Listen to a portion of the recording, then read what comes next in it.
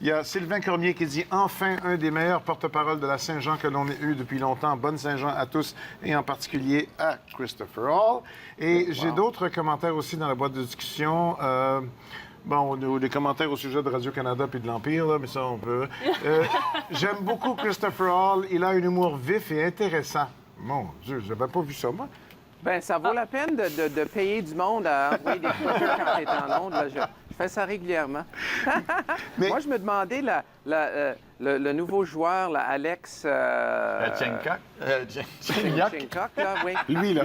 Le sourire, ça valait combien? Il se fait payer combien, là? Hey, c'est pas juste ça. Tu aurais dû l'entendre dire ce qu'il a dit. Il a vraiment compris le message de l'équipe, là. Écoute. Bien, en fait, ce qu'il a dit, c'est qu'il a parlé de l'historique, de les Coupes Stanley, de l'importance de ce club. Et il a vraiment dit ce qu'il fallait, qu'il était très fier de porter cet uniforme. Il a lu le discours de M. Molson. Il laissait entendre qu'il apprendrait le français. Aussi. Vraiment, là, son bulletin. Comme ça coule, là, oui, c'est ça. Oui, merci. On lui a vite glissé, je pense, une liste des choses à dire. T'es la bonne personne avec qui en parler, Christopher Hall. Il y a des anglophones, on le disait tout à l'heure, qui ont juste soit parce que leur position dans la société ou dans une compagnie ou dans une organisation est telle qu'ils ont appris le français, mais ils ne veulent pas être jugés par le français qu'ils parlent. Ils voudraient que ce soit parfait, ça ne l'est pas. Alors, ils ne parlent pas français. Il y en a beaucoup de ça en public. Ouais. Bien, c'est que votre langue, anyway, est impossible à parler. C'est vraiment le mandarin, c'est plus facile à apprendre, je suis convaincu. Mais c'est pas évident pour les anglophones. Moi, je l'ai appris tôt parce que mes parents vivaient en Saskatchewan, puis à Saskatoon, ils ont fondé une école française avec d'autres parents là, parce qu'il y a beaucoup de François, puis ils voulaient que leurs enfants apprennent l'autre langue officielle. Fait que je l'ai appris tôt. Mais d'apprendre le français tard dans la vie, c'est vrai que c'est pas facile, mais si Stephen Harper est capable de le faire, bien, n'importe qui est capable de le faire. Même un joueur de hockey. Puis anyway, ils ont juste besoin d'un vocabulaire d'à peu près 20 mots.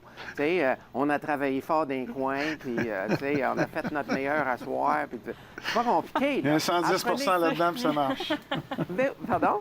110 puis ça marche. Ben, c'est ça. Puis c'est ça qui est un peu décevant, c'est quand on voit des joueurs ou des coachs, Randy Cunningworth, etc., qui sont là depuis un bon petit bout. Voyons donc, apprenez juste, 3-4 phrases. Je sais pas, prends-toi une petite blonde québécoise pour une fin de semaine, tu vas apprendre assez rapidement.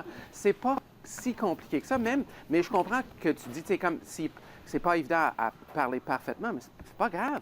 Dites juste, je m'excuse que mon français, c'est pas génial. Puis, les filles adorent ça. Moi, je pogne avec cet accent-là depuis longtemps, puis ça marche.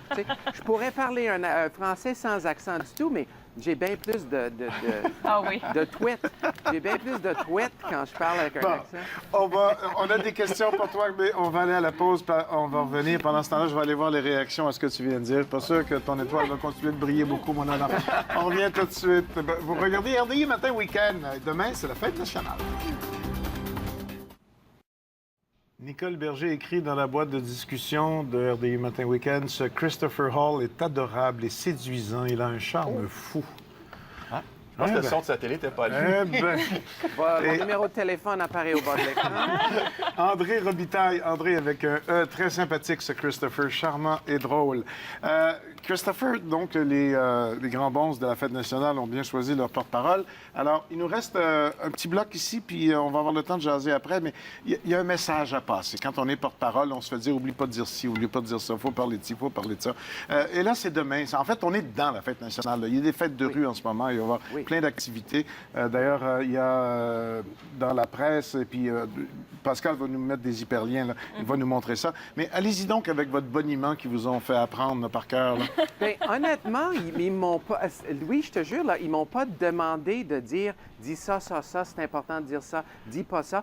Ils m'ont pas dit ça, ils m'ont dit « Regarde, le thème cette année, c'est le Québec en nous. Célébrons le Québec en nous. Ça veut dire quoi pour toi, Christopher? » Et j'ai dit, bien, pour moi, le Québec en moi, là, c'est ce joie de vivre des Québécois et ce sens de l'humour que je n'ai vu vraiment nulle part autre au monde.